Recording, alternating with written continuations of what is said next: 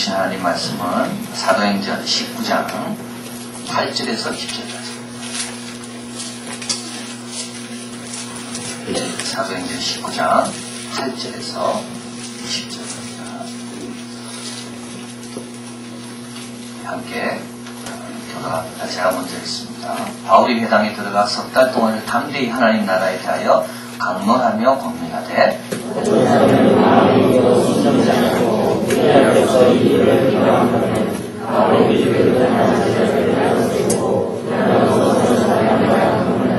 이같이 두 해 동안을 하며 아시아에 사는 자는 유대인이나 헬라인이나 다 주의 말씀을 듣더라. 심지어 사람들이 바울의 몸에서 손수건이나 앞치마를 가져다가 병든 사람에게 얹으면 그 병이 떠나고 악귀도 나가더라.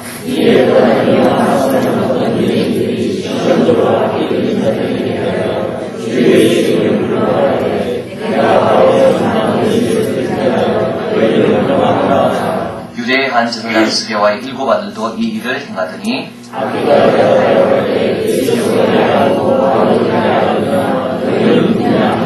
악기 들린 사람이 그 두 사람에게 뛰어올라 억제하여 이기니 저희가 상하여 벗은 몸으로 그 집에서 도망하는지라.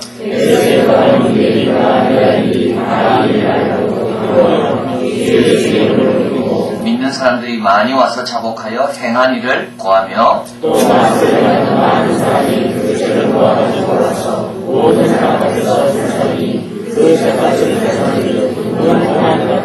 같이 있습니다. 이와 같이 주의 말씀이 힘이 있어 흥망하여 세력을 얻으리라.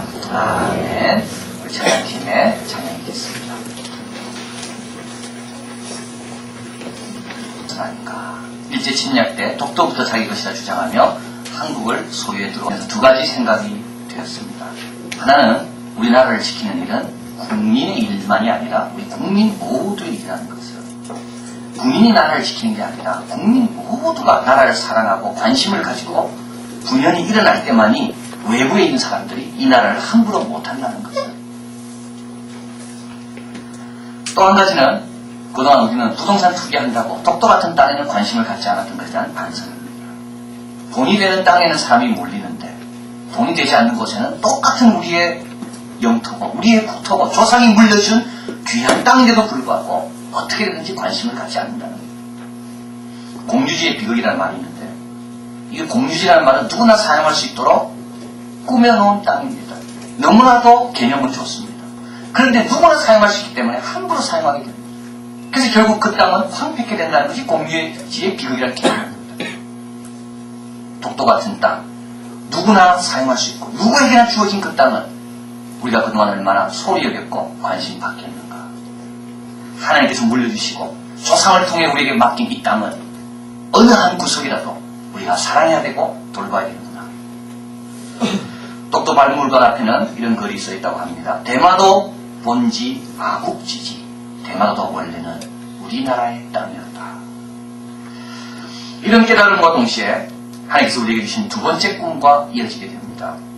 두 번째 꿈은 뭐냐 하면 우리가 속한 지역 사람들에게 힘과 은혜를 제공하는 교회가 되자는 겁니다. 원래 이 땅 이곳은 하나님의 것이었는데 사람들이 죄를 범함으로 인하여 악한 세력에 매여 사는 곳이 되었다는 겁니다. 그래서 하나님께서 이곳에 교회를 세우시고 흩어졌던 황폐되었고 악한 세력에 사로잡혀 있는 사람들을 다시 건져내고자 하는 하나님의 뜻이 분명히 있다. 그래서 하나님은 이곳에 교회를 세우시고 우리로 인하여 하나님의 백성을 돌아오게 하는 하나님의 뜻이 있다는 것을 우리가 확신하기 때문에 두 번째 꿈은 우리를 이곳에 세우신 하나님의 뜻을 받들어서 이 지역 주민들과 이 이웃들에게 은혜와 힘을 제공하는 교회가 되는 것이다. 그래서 오늘 그 두 번째 꿈에 대해서 좀 말씀을 드리려고 합니다. 먼저 비교할 것이 있는데요. 그건 뭐냐면 우리 예수님은 제자들을 보내십니다. 각 동과 촌으로 원래 예수님이 가시고자 했던 곳으로 제자들을 보내시는 것이 성경에 많이 나옵니다. 그런데 하나님이 원래 또 예수님을 보내셨죠. 우리 기독교는 그렇습니다. 사람이 많은 곳으로부터 나오라 그러지 않고요. 사람이 많은 곳으로 가라고 그럽니다. 그게 기독교입니다. 예수님도 마찬가지죠. 자기와 함께 제자를 이렇게 하신 다음에는 어떻게 하는가? 그들을 보내십니다. 각 동네로 보내신다고요. 근데 보낸다는 말은 무슨 뜻이겠습니까? 김종래 씨가 적은 유목민 이야기에 이런 내용이 나옵니다. 농경 사람은 성을 쌓지만 유목민들은 길을 낸다고. 유목민들은 할 수 없기 때문에 찾아가고 침략하고 그로 인하여 길이 만들어져요. 중국과 유럽에 있는 실크로드는 누가 만들었냐 하면 그것은 바로 유목민들이 만들었어요. 우리 하나님이 하시는 일과 같다는 생각이 들었습니다. 우리 하나님은 우리를 유목민과는 다르게 침략자가 아니라 복의 근원으로 자꾸 동네로 보내십니다. 그러면서부터 그 동네에 길이 만들어지게 됩니다. 하늘에 통하는 길인 거지. 울리죠? 잘 못 잤습니까? 그 전에는 길이 없었습니다. 그 안에 사는 것이 단 줄 알았습니다. 악한 세력과 권세 잡은 자에 눌려 사는 것이 단 줄 알았습니다. 그런데 하나님께서 교회를 보내시고 사람을 보내셔서 새로운 길이 있다는 것을, 하늘로 통하는 길이 있다는 것을 열어주시고 보여주시는 겁니다. 오늘 사도 바울은 에베소에서 살아가고 있습니다. 에베소 지역에 살던 사람은 원래 어떤 사람들입니까? 에베소서를 보면 전에는 공중에 권세 잡은 자를 따랐다고 합니다. 외인이었고 손이었고 소망이었고, 그러나 이제는 하나님의 자녀가 되었고, 에베소 6장에 보면 하나님의 전신갑주를 입을 만큼 헌신된 자들이 된 겁니다. 우리도 늘 기도하며 마음을 열어줘야 됩니다. 하나님 어디에 길을 내기를 원하십니까? 우리가 어디에서 길을 만들기 위해서 어느 지역으로 들어가기를 우리 하나님은 원하십니까? 우리 하나님은 지금도 어떤 곳에 길을 내기 위해서 하나님의 백성들을, 교회를 그곳에 세우시고 그 교회로 인하여 하늘에 이르는 길이 열리게 하십니다. 오늘 본문에는 사도 바울이 에베소서에서 2년 동안 두란노라는 학교를 빌려서 말씀을 열심히 가르쳤다는 내용이 나옵니다. 같이 한번 가보겠습니다. 본문을 9절 같이 한번 읽습니다.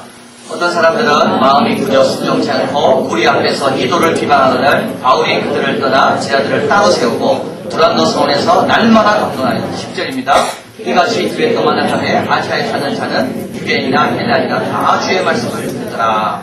이게 두란노가 나오죠. 두란노는 일반 사설 항구 같은 곳이었다고 합니다. 그런데 이 당시의 사람들은 낮 시간은 너무 더워서 공부를 할 수 없었기 때문에 주로 낮 11시부터 오후 4시까지는 다 이렇게 수업을 하지 않고 좀 쉬었다가 오후 5시쯤 되면 다시 와서 공부를 한 겁니다. 그런데 에베소에 있는 제자들이 모일 장소가 없어서 이들이 쉬는 시간을 이용해서 그 두란노에서 모여서 하나님 말씀을 듣습니다. 우리하고 같습니다. 동천학교의 학생들이 쉬는 시간에 우리가 와서 예배를 드립니다. 걔들 오기 전에 미리 우리가 새벽기도 하고 빨리 치워주고. 그런데 얼마나 열심히 했는가 하면 여러분, 이 시간이 제일 힘든 시간입니다. 일하다가 와서 지치고 힘들고. 그래서 이 당시에 사람들이 했던 말이 뭐냐 하면 오후 1시에 사람 만나기는 새벽 1시에 만나기보다 더 어렵다. 그만큼 오후 1시에 이 낮 시간에는 아무도 움직이기 싫어하는 시간인데 제자들은 하나님 말씀을 배우기 위하여 하나님이 택한 장소에 모여서 열심히 말씀을 2년 동안 배운 겁니다. 자, 그런데요, 여기서 중요한 게 있습니다. 이렇게 사도 바울은 제자들을 따로 세우고 강론했습니다. 2년 동안 이렇게 하니까 어떻게 되는가 하면 아시아에 사는 유대인이나 헬라인이 다 주의 말씀을 듣게 됩니다. 제자들에게 말했는데 다른 사람이 듣고 있습니다. 어떻게 이런 일이 일어날 수 있습니까? 2년 동안 열심히 사도 바울은 제자들에게만 관심을 했습니다. 사도행전 20장에 보면 이 제자들이 나중에 성장해서 장로가 되는 게 나옵니다. 감동이 되고요. 그 수준을 끌어올리기 위해서 열심히 제자들에게 가르쳤는데 그 내용을 다른 사람들이 다 듣고 있다는 겁니다. 그리고 나서 그들이 복음으로 초청되어서 나오는 것이 오늘 본문에 있는 겁니다. 어떻게 가능합니까? 엿들었다는 겁니다. 우연히 들었다는 겁니다. 지나가다가 들은 겁니다. 두란노에 들어오지 않았지만 두란노에서 외치고 기도하고 헌신하는 모습을 지나가면서 우연히 본 겁니다. 최근 설교학 이론 가운데 이 엿듣다는 것이 굉장히 중요한 개념으로 소개되고 있습니다. 설교를 준비할 때 목사들에게 하나님께서 다윗에게 말하지만 다윗에게 말하는 것을 엿듣는 것처럼 들어보라는 겁니다. 그러면서 이 설교가 뭐냐? 이 설교는 참 신비스러운 건데 내가 특정한 사람을 대상으로 생각하고 설교했는데 그것을 엿들은 다른 사람이 은혜를 받는 겁니다. 그렇죠. 우연히 들은 겁니다. 원래 하나님께서 나에게 주실 때는 나는 이런 분들이 이런 말씀을 듣고 은혜 받았으면 했는데 엉뚱한 분이 듣고 은혜를 받는 거. 엿듣는 겁니다. 그런데 엿듣는 사람들이요. 진짜와 가짜를 구별할 줄 안다는 겁니다. 그들이 엿듣지만 왜 두란노로 오게 되고 사도 바울로 오게 되냐면 세상에서 듣지 못한 말씀을 들었기 때문에 그렇습니다. 열심히 제 아들을 가르쳤습니다. 그 가르치는 내용이 세상에 듣는 내용과 다름을 우연히 듣다가 발견하게 된 겁니다. 우리가 기도하다 새벽에 올라오고요. 수요일날 예배드리러 오고요. 찬양하고 말씀 듣는 거 누가 엿듣고 있습니다. 더 진지하게 해야 됩니다. 그렇죠. 누가 엿듣고 있습니다. 동천학교를 섬기는 많은 직원들이 엿듣고 있습니다. 다른 데 들었던 찬양하고 이 한 교회 찬양은 다르구나. 이 한 교회 성도들이 기도하는 모습은 다르구나. 엿듣고 있는 겁니다. 2년 동안 성실히 진지하게 열성을 다해서 말씀을 배우고 가르치니까 그것을 엿드는 많은 사람들이 두란노에 와서 사도 바울을 찾고 있는 겁니다. 하나님께서 지역으로 길을 내십니다. 그때 우리는 들어가야 되고 들어가서 해야 될 일이 뭡니까?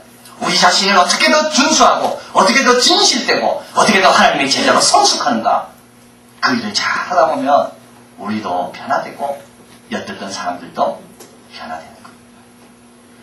옥하는 목사님이 은퇴를 앞두고 계실 때 그분을 잘 아는 제자와 친구들이 8분이 모여서 책을 하나 만들었습니다. 그 책 내용 중에 이랜드 박성수 회장이 한 말이 참 인상적입니다. 그분은 옥 목사님을 가리켜서 이렇게 자기가 표현하는데요. 이분은 완벽에 가까울 정도로 준비가 철저한 분입니다. 자기가 그렇게 발견했다는 겁니다. 그러면서 이렇게 쓰고 있습니까? 예사롭지 않은 일은 예사롭지 않는 사람의 예사롭지 않는 준비를 통해서 이루어집니다. 예사롭지 않는 일은 예사롭지 않는 사람의 예사롭지 않는 준비를 통해 이루어집니다. 놀라운 일을 발생시키고 싶으면 먼저 내가 예사롭지 않은 사람이 돼야 되고요. 그러나 그것만 가지고 안 됩니다. 그 일을 위해서 최선을 다해 준비할 때만이 예사롭지 않은 일이 이루어지는 겁니다. 여러분 기억하십시다. 아파트 주민이 우리를 보고 있습니다. 동천학교 식구들이 우리가 하고 있는 것을 엿듣고 있습니다. 정말 진지해져야 되고 순수해져야 되고 하나님의 임재가 이 가운데 있어야지만이 엿듣던 사람들이 오게 되고 변화되는 겁니다. 자, 이렇게 이자 차익을 하다 보니까는요, 이제 11절이죠. 11절에 사람들이 막 몰려오기 시작합니다. 11절에 하나님이 바울의 손으로 희한한 능을 행하게 하시니 12절 심지어 사람들이 바울의 몸에 손수건이나 앞치마를 가져다가 병든 사람에게 얹으면 그 병이 떠나고 악기도 나가더라. 제자들이 아니죠. 엿듣던 사람들이 이제 사도 바울에게 달려오게 됩니다.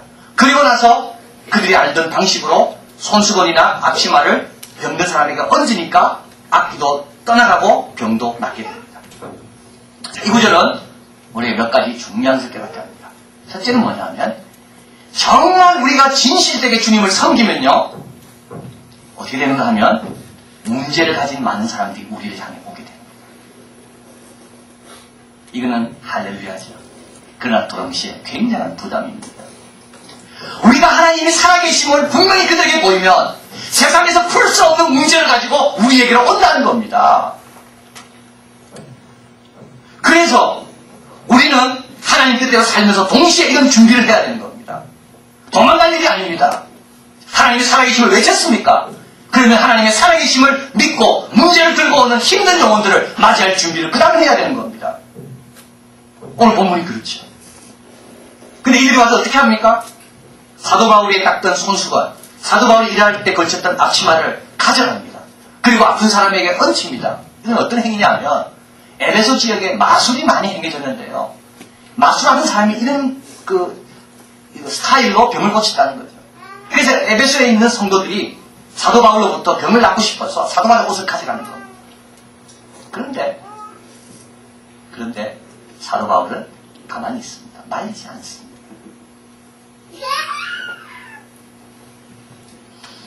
자, 여기서 또 우리가 중요한 것을 말씀하죠. 그건 뭡니까? 그들의 수준에 맞게끔 도와준다는 겁니다. 에베소 성도들은 믿음은 있지만 이 믿음대로 열매를 얻기 위해서는 자기가 아는 방식이 그거밖에 없습니다. 그러나 하나님은 그 방식을 인정해 주시고 그럼에도 불구하고 병이 낫게 해주십니다. 그래서 오늘 본문에 보면 희한한이라는 말이 나오죠. 하나님의 바울의 손으로 희한한 명을 행하게 하시니 이 희한하다는 말은 한편으로는 감탄이지만 한편으로는 이해가 안 된다는 말입니다. 와, 하나님이 이렇게도 일하시는가? 왜냐하면 마술을 행하던 사람들이 하던 방식인데 하나님께서 그 방법을 써도 하나님이 역사하시는 거예요. 캠펜 몰가는 말합니다. 에베소에서 하나님의 눈은 보이는 기적을 중요시 여기는 사람들을 불쌍히 여기셔서 스스로 낮추사 눈에 보이는 기적을 베푸셨다. 우리에게 도전이 됩니다. 우리는 이 스타일이 아닙니다 라고 주장할 수가 없다는 겁니다. 나는 그 스타일이 아닌데요. 우리에게는 책임상 이런 봉사를 못하는데요. 그렇지 않다는 거죠. 사람들이 필요로 하면 지역에서 우리를 필요로 하는 봉사가 있다면 우리는 얼마든지 그 수준에 맞추어서 섬기는 것이 지역을 섬기는 거라고 말씀하는 겁니다. 박명철 기자가 적은 세상에는 이런 주일학교도 있다라는 책이 있습니다. 그 책에 보면 참으로 다양하고 창의적인 사역을 하는 교회들을 소개해 놓고 있는데요. 충남 서산군에 있는 한 교회 이야기를 전하고 있습니다. 교회 마당에 농구장을 만들었습니다. 그리고 청소년들이 함께 모이는 길거리 농구 대회를 이 시골교회가 열어준 겁니다. 이 시골교회 예산이 없으니까 참 전략하고 전략해가지고 100만 원을 들여서 매년 5월에 개최를 한다고 합니다. 이 소문이 나가지고 군산이나 서천에 있는 청소년들이 많이 참석하고 교인들은 하루 종일 국수를 끓여 간식을 대고 횟수가 거듭하면 할수록 마을 사람들과 유지들도 이 일에 참조하겠다고 나선다는 것. 학교 운동회가 있으면 이 교회 성도들이 선물을 들고 준비해 운동회에 가서 아이들에게 학용품을 선물로 주고 졸업식 때는 우체국장상, 면장상 함께 교회가 주는 사랑을 만들어서 우체국장, 경찰서장, 그 옆에 목사님도 앉아 계십니다. 근데 그 다음 구절이 너무 감동적입니다. 졸업식에 참석한 아이들이 그 경찰서장 옆에 앉아 계신 목사님을 보면서 이런 생각을 한다는 겁니다. 우리 동네 경찰서가 있어야 되는 것처럼 우리 교회도 있어야 되는구나. 이게 우리의 꿈입니다. 우리 지역에 경찰서와 소방서, 119가 있는 것처럼 이 지역의 교회는 꼭 있어야 됩니다. 그래서 어떻게 해야 됩니까? 이 지역 사람들의 필요와 도움에 수준을 낮추어서 우리가 도와야 됩니다. 오늘 본문에 보면 이런 말이 나옵니다. 오늘 본문 읽지 않았지만 20절입니다. 21절. 이 일이 다 된 후, 저는 이 구절이 너무 은혜스럽습니다. 이 일이 다 된 후 주님께서 사도 바울을 다른 지역으로 옮기십니다. 우리는 지금 이곳에 잠시 와 있습니다. 그러나 주님께서 우리를 보실 겁니다. 이곳에 보내신 이 지역을 위해서, 이 학교를 위해서 우리가 얼마나 기도하고 헌신합니까? 이 일을 다 마칠 때 주님께서 또 다른 지역으로 우리를 인도하실 것이고, 착하고 충성된 종아, 네가 작은 일에 충성하였으니까 내가 더 큰 것을 맡기리라. 이를 위해서 더 진지해지시고 더 진실해지시고, 그리고 바울의 입을 하나님께 사용한 것처럼, 바울의 손을 사용하실 때 다 드린 것처럼 우리도 하나님께 다 드려서 이 지역 사람들에게 인정받고 사랑받는 그런 교회가 되기를 진심으로 바랍니다.